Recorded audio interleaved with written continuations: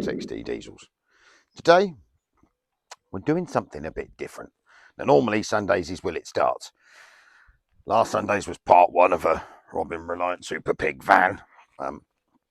We are having some issues with our Super Pig. I'll show you that in a minute. Engine-wise, we're going to need some bits before we can make it go, and those bits are quite hard to find. So, thought we'd have a look at this. Now, this is a 1948 Dodge B-Series. It's a B1 half-ton pickup truck. So, obviously originally American, originally left-hand drive. You'll notice the change. So, would have come with a sort of 90, I think they were 90 horsepower, flat six. 90 probably sounds a bit too much, but anyway, 90 horsepower, big flat six, flathead six, that make more sense. 3-speed manual gearbox, drum brakes, leaf springs, farm truck. Now this one is now a bit different. This belongs to a friend of mine, Lindsay, and Lindsay is a very capable engineer. So this may look like a fairly slow, doddery old Dodge pickup truck, but that it is not. It's the body is Dodge, the chassis is Dodge, the bumpers are, but all the rest of it is Mercedes. So we supplied him a lot of bits and a lot of ideas. He built this himself. As I say, he's immensely capable. And what I am going to do is show you this spectacularly cool vehicle. Right, we're going to have a bit of a talk, and I'll show you what he's done, because it is epic. Right, it's a quick update on the little Reliant engine. We aren't going to be doing the Will It Start two-part second bit this week, mainly because, well, it was so badly stuck. You'll see in the upcoming video when it gets here that we actually had to press the pistons out with a 20-ton press. So they are not. We have cleared on them a bit in the best of conditions, as you can see. And the likelihood of getting the piston rings to function in them is fairly small. Plus, we've got some fairly, so I find one, fairly serious brassy showing through on the top side of the big ends, and that won't do. Right, so we will start by opening this. This will be the first giveaway. Oop! So anyone that knows Mercedes engines will have spotted the rocker cover for an OM606. So originally fitted in a W210 E-Class, the diesel tuner's engine of joy, and so 606, 295 speed gearbox out of a TN1 Sprinter, bolted straight to the back of it. Diesel pump UK 7.7 mil Aldered fuel pump. We'll show you that in a minute. Currently got a little turbo on it. It's original 606 turbo, because to be honest, this truck is quite light, and if we turn the fuel pump up full out and put a turbo the size of a dustbin on there, you're just going to die in an immense blaze of tyre smoke, black smoke, glory, gone. So this needed to be every day drivable. So the 7mm pump, 7.7mm pump, has got loads more to give, but at the moment the Alder is disconnected and she runs beautifully and is safely fast and drivable as she is. Let me, I'll bring you in closer. We'll go around the other side and we'll have a look at this spectacular piece of kit. So we come around this side, you will see here OM606. So this was the original E-Class engine. Is the favourite diesel tuner. So from Diesel Mechan originally, DP UK, Diesel Pump UK have started up in this country. They do loads of bits. Go and have a look at their website. So these engines, when they came out of an E-Class, have a big Bosch rack pump, but it is electronically controlled on a W210. So this is all manual. This is throttle cable and vacuum shut off. I think this one actually is not vacuum shut off anymore. He works on a pull stop cable on a lever on the side. So what you have to do is basically swap the fuel pumps out on them. Hence, this is a DP UK fuel pump. So you get the fuel pump off of an earlier E300 W124, and then you send it off to have it built. So this is, as I say, 7.7. You will see there's a big advancing outer on here for giving lots and lots of yeehaw and lots of fuel. And as I say, at current, this pump is fairly limited. Mainly, I mean, I reckon this thing's making around the 200 horsepower mark with a bigger turbocharger and some exciting tuning. I mean, you can get them to 400 to 500 horse.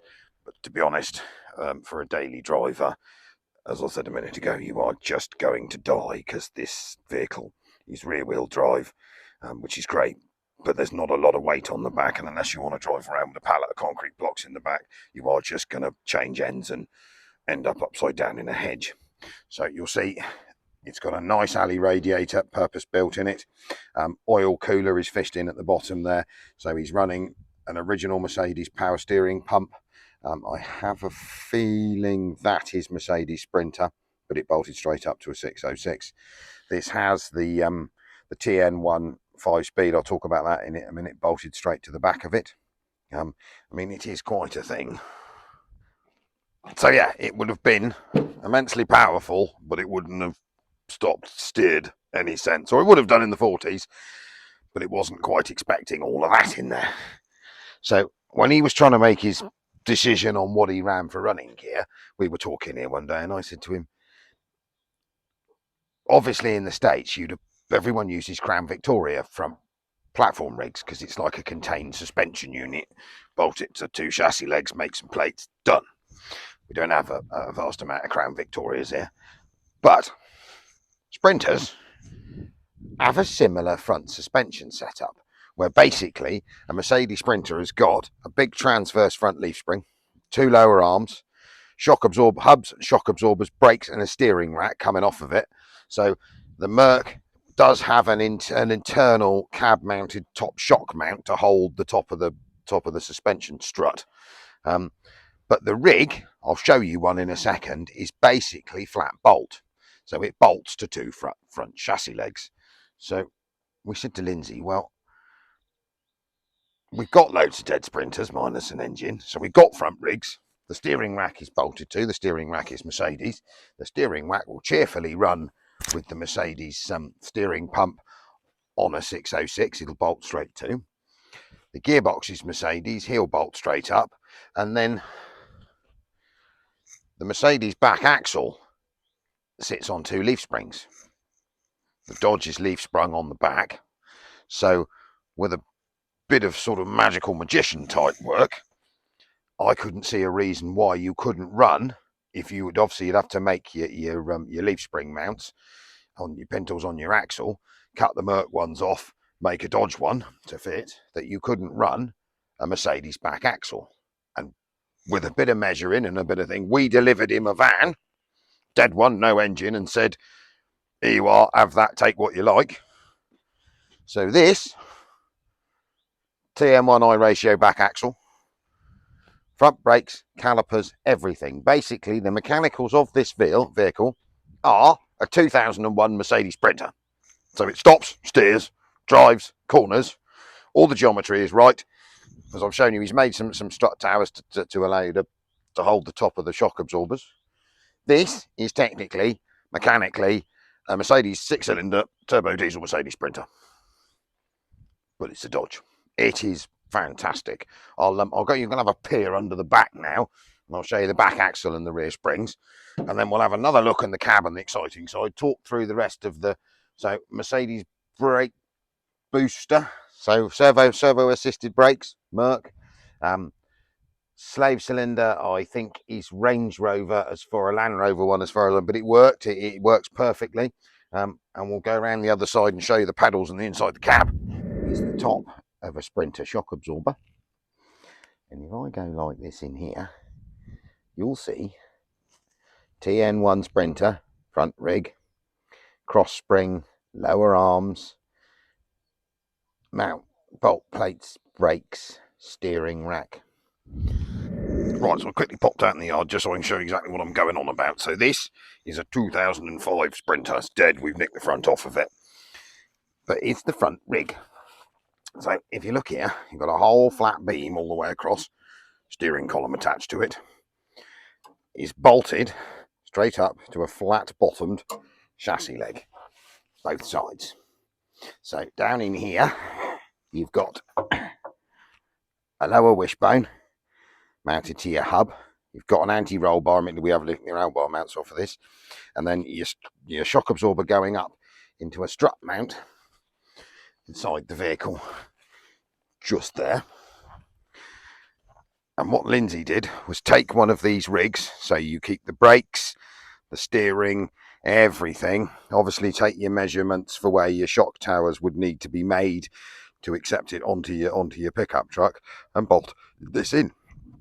So basically, his truck has got much more modern brakes, much more modern suspension, and it's capable of stopping and steering in the 2000s rather than in the 50s. So you join me underneath the Dodge. So as you will see, these are the original Dodge half-ton leaf springs, and that there is a 37-9, I think. I'll have to check it. I'm not going to afford a 111. Mercedes Sprinter rear axle. So you can see the leaf spring mounts he's made up for it. That in front of it is a shortened Mercedes Sprinter prop shaft, made, cut, balanced. Full stainless steel exhaust system going up to a stack pipe on the side. I'm assuming that there is the original Dodge fuel tank. It is quite a piece of engineering. So master cylinder wise, I might be wrong. I think this you'll find is a is a Range Rover one. So Range Rover Classic brake booster. That is a Range Rover Classic clutch slave cylinder. If we go inside, we'll fire her up a minute. So you'll recognise, anyone who knows their aging Range Rovers, you'll recognise the pedals, because obviously the original pedals would have been over there. Right, it's not noisy in here. Obviously, this is a 1940s pickup truck cab. So what we're going to do, I'm going to have a quick whiz up the road, because this thing, look at the state of it here, is bad.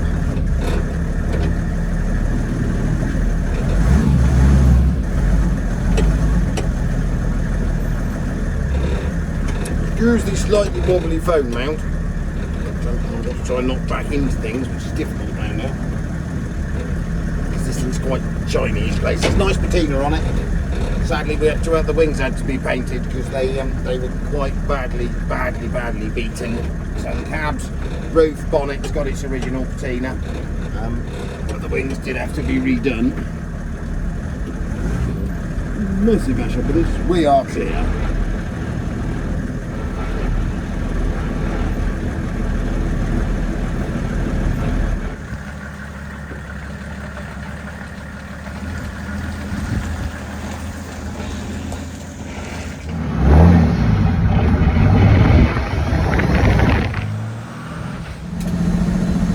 Go the end of the road and we'll whiz up from the roundabout and back.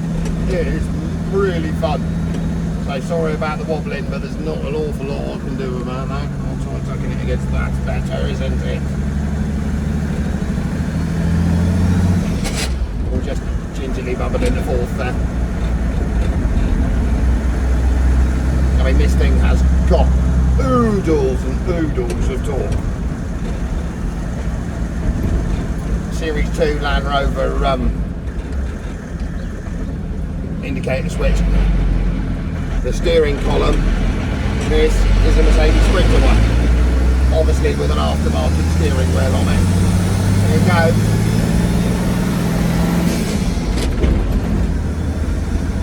We have to go sensible because we're still in the 30 zone, so we are at 30.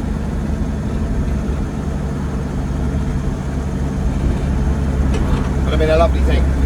You could drive this to work and back every day. I mean, to be honest, you could tow with it. I mean, it's a Sprinter Dodge with a big 606 in it.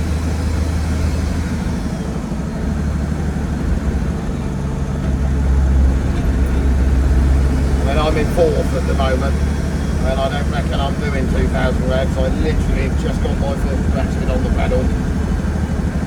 If we give it proper yee-haw, it all gets quite exciting. Just waiting for the 40 limit to end.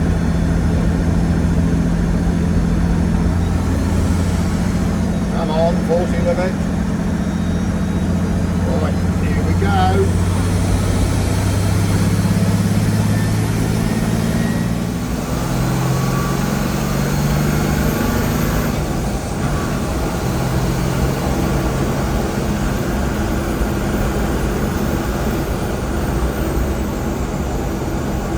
And that's comfortably 60 miles an hour.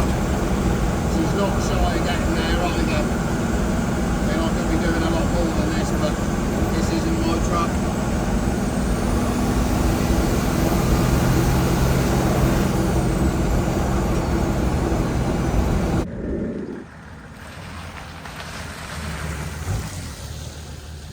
So as you would have seen, what a thing.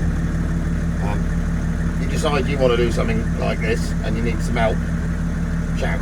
We've got a range of parts, lots of bits, and we will gladly help you out. I mean, this thing is just epic, and I say, sadly, not built by me, but I say built by a lovely fella called Lindsay, and what a piece of work. I'm going to go and quickly drop it back now, and let me turn it off. I'm going to go and quickly drop it back now, and what we will do is call this one done here. So, Dodge B1 half-ton 606 Sprinter mechanical 1948 everyday drivable pickup truck. What a piece of equipment. We will see you most likely Wednesday because we're back on Fixie Fixie, and as soon as I can get the rest of the bits for me, Reliant Super Van, Super Pig thing, the Bearded Explorers one, we'll get back on that. I've got a few other exciting things coming as well. We've been buying things again, so we'll have a bit of a tour of all them next week. So, Al, 60 Diesels. Thank you very much, guys.